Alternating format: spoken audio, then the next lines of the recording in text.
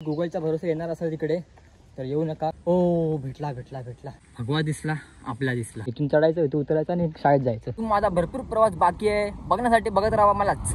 तर जरा सुरुवात करूया आजचा ब्लॉग न चुकता बघा, कारण की आज मी 10 किलोमीटर कुत्र्यासारखा चालत जाणार आहे. कुत्र्यासारखा म्हणजे 4 पायावरती, नाही माणसासारखा चालत जाणार आहे. कारण की माझ्या एक्सचा 5च्या पायाचा प्रॉब्लेम झाला आहे. कन्फ्यूज. एक्स म्हणजे माझी बाईक एक्स म्हणजे माझी बाईक, तिच्या मागच्या टायरचा प्रॉब्लेम झाला आहे. म्हणून मला आज ब्लॉगसाठी 10 किलोमीटर चालत जावं लागेल. पटापट पुढे जातो. मला कळालं की मी कमीत कमी 5 किलोमीटर चालून झालेलो आहे, तरी मला अजून 5 किलोमीटर चालायचं आहे. तर आता मी आलो आहे मानकुली ब्रिजला. हा वाला पूर्ण मानकुली ब्रिज आहे, तो एकदम सोप्पा पडतो. कुठे जायला सांगतो तुम्हाला, भिवंडी रोडसाठी हा मानकुली ब्रिज एकदम सोप्पा पडतो. आणि ही छोटी नदी आहे ज्यामध्ये 11 दिवसाचे किंवा 7 दिवसाचे गणपती वाहवले जातात. बापरे बापरे बापरे, हे लोक 100 किलोमीटर कसे चालतात काय माहिती. मला फक्त 10 किलोमीटर चालण्यासाठी माझी हवा बाहेर निघण्यासाठी उत्साह झाले. कुठून बाहेर येऊ, बस दमलो आता मी. माझे पाय लय गमायला लागलेत आणि अजून माझा भरपूर प्रवास बाकी आहे, बघण्यासाठी बघत राहा मलाच. कोणाची तरी ॲडव्हर्टाइजमेंट खूप जोरात पडलेली होती वाटतं वादळामुळे. खतरनाक पडला आहे. हा एक बोर्ड आहे जिथे आपण लावतो ना ॲडव्हर्टाइजमेंट, तो बघा समोर दिसतोय ना, असाच एक बोर्ड इकडे उभा केलेला लय जोरात पडला आहे. मानकुली ब्रिजच्या बाजूला म्हणजेच उल्हास नदीच्या बाजूलाच हा ब्रिज पडलेला आहे. बघितला मी आज, मला बघायला भेटला. लय मोठा खड्डा असेल, लय मोठा खड्डा आहे, मोबाईलमध्ये दिसत नाही. खतरनाक पडला आहे. हवा काय इथे बॅनर लावायचा होता, लय मजा आली असेल पडताना बघायला. मी मिस केला. आई शपथ सांगतो, हा मानकुली ब्रिज काहीतरीच 1 किलोमीटर असेल. आता मानकुली ब्रिजच्या खाली आलोय मी. आता मी आलो छत्रपती शिवाजी महाराज प्रवेश द्वार. गावाचं नाव आहे सारंगगाव. गावाचं नाव मस्त वाटलं मला, सारंगगाव. हो, अजून 12 मिनटं बाकी आहेत. आईची टांग. मी चाललोय चालत आणि बाईकचा मॅप बघतोय. याला अजून 40 मिनटं बाकी आहेत, म्हणजेच 5 किलोमीटर. आता मी आलोय गावामध्ये. हे गाव आहे सारंगगाव. नाव 1 नंबर वाटते, सारंगगाव. रात्रीचं कसं वाटत असेल इकडे. सारंगगाव. हे किती सुंदर असं घर आहे. अरे बापरे, हे घर नाही काय. सरळ जातो, हळूहळू बोलतो, हळूहळू जातो. जय बजरंगबली, जय बजरंगबली, जय बजरंगबली, जय बजरंगबली, जय बजरंगबली, जय बजरंगबली, जय. तुम्हाला एक घर दाखवतो, 1 नंबर घर आहे. घर म्हणजे बस म्हणजेच घर. हे बघा कशी आहे बस आमची. सारंगगावमधली अंगणवाडी सारंगगाव ही बस आणि ही शाळा. इथून चढायचं, इथून उतरायचं आणि शाळेत जायचं. खेड, चिपळूण, रत्नागिरी, पूर्ण कोकणचा वाईब या सारंगगावमध्ये आहे. 1 नंबर सारंगगाव आहे, नावाप्रमाणेच. वाव, मस्त गाव आहे एकदम. बाजूला झाडं तिथे लावलेली. हे जर तुम्हाला मुंबईमध्ये राहून कोकणाचा अनुभव घ्यायचा असेल ना, तर नक्की या सारंगगावाला भेट द्या. एकदम नावाप्रमाणेच सुंदर गाव आहे. तर मी नेमकं चाललो आहे कुठे. मी चाललो आहे पिंपलास कोट. असं बघायला गेलं गुगलवरती नाव आहे पिंपलास फोर्ट किंवा पिंपलास किल्ला असं नाव येईल. तर आजचा प्रवास आपला 10 किलोमीटर लांब अंतरावरती असणार आहे. तर तो प्रवास बाईकने न करता आपण चालत करणार आहे. कोकणामध्ये आपण कपडे धुण्यासाठी नदीवरती जातो, तर ते छोटीशी नदीसुद्धा तुम्हाला बघायला भेटेल. आणि बघा इकडे कपडे धुतलेले आहे, असे रिन बार वगैरे, म्हणजे इकडे कपडे धुतले जातात. आणि हे पाणी कपडे धुण्यासाठीच आहे. आणि तुम्हाला 1 मिनिट शांत राहतो. मासे दिसत आहेत का. वाव,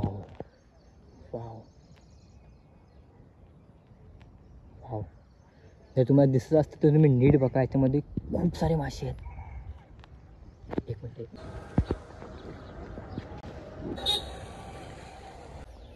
तर सध्या मी कोणाला विचारलं नाही. या मार्गाला चाललोय वरती.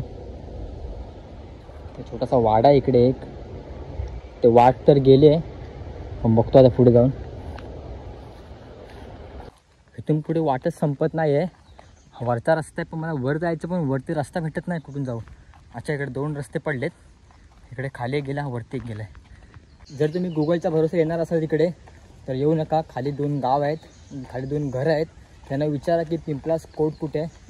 सध्या मी हरवले आता गुगलमुळे. रस्ता संपला आता. मला वर जायचं दाखवतोय मॅप, तर मला वर जायचं, पण वर जाऊ कुठं. शट. अरे बापरे, असं वाटतं ना मी हरवलोय. मला खालून एक रस्ता भेटला वरती यायचा, तर वरती आलोय. थोडं पुढे जातो, ओ भेटला भेटला भेटला, भगवा झेंडा दिसला. आलो आलो बाबा. हे बघा इकडे मला यायचं होतं, शांत पण जातो कारण तुम्हाला जागा नवीन आहे. हे बघा हे ते आहे मंदिर, मस्त मंदिर आहे, डोंगरावरती मंदिर आहे, खाली गाव आहेत. भगवा दिसला, आपला दिसला. हे बघा खूप छान असं आहे. तर आतमध्ये जातो, इकडून एंट्री आहे. बघा पिंपळास कोट, म्हणजे ॲक्च्युली ते पिंपळास कोटच आहे नाव, गोलवरती ते पिंपळास फोर्ट असं नाव आहे. आपला भगवा. हे बघा खूप छान आहे. बाहेर कसं आहे आपण सध्या बघूया. आजूबाजूला पिंपळास असं नाव का पडलं, कारण की तुम्ही चारी बाजूला बघाल ना तर ॲक्च्युली मला वाटतं इकडे पिंपळाचे झाडं खूप आहेत, त्यामुळे असं वाटतं की हे पिंपळाचं नाव पडलं आहे. पण आपण इकडे चेक करूया का नाव असं पडलं का. हे बघा याच्यावर पूर्ण लिहिलं आहे असं वाटतं मला ना. तर किल्ल्याचं काम हे ना विटाने केलं आहे ना चिराने केलं आहे. दगडाचं काम हे पोर्तुगीज काली काळ्या दगडाचं होतं आणि आत्ता पण ते काळ्या दगडाचंच आहे. हे चारी बाजूनी पूर्ण हिरवंगार आहे. तर बसण्यासाठी तुम्हाला छोटंसं असं टेबल पण ठेवलं आहे तिकडे, आणि इकडे एक टेबल आहे. इथे मार्ग आपल्याला बघायला गेलं ना तर चारी बाजूनी मार्ग आहे, चारी बाजूनी. पण ती एक पाण्याची वाट होती जिकडून मी आलेलो. आजूबाजूने पूर्ण हिरवंगार आहे.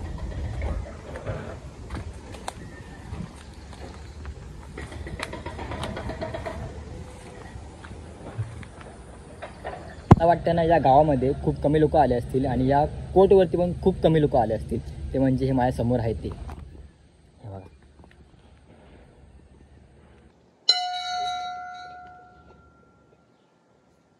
जर बघायला गेलात ना तर किल्ल्याच्या चारी बाजूनी पोर्तुगीज काली असणारं काळे दगडाचं काम अजूनसुद्धा एकदम उत्तम आहे.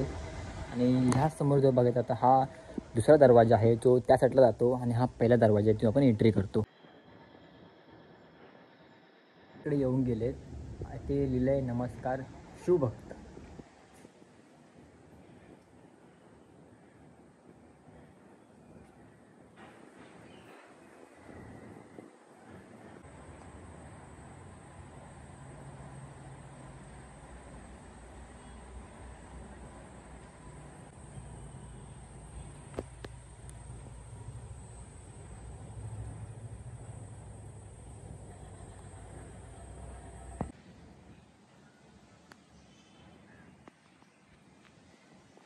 जर बघायला गेलं ना तर ही जी आहेत ना काळी दगडं ही खूप जुनी आहेत, म्हणजे पोर्तुगीज काळातील ही दगडं आहेत जी अजून मजबूत आहेत.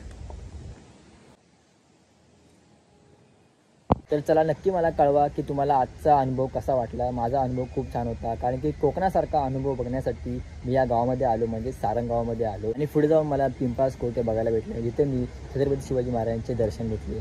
तर चला आपण भेटू नेक्स्ट ब्लॉगला.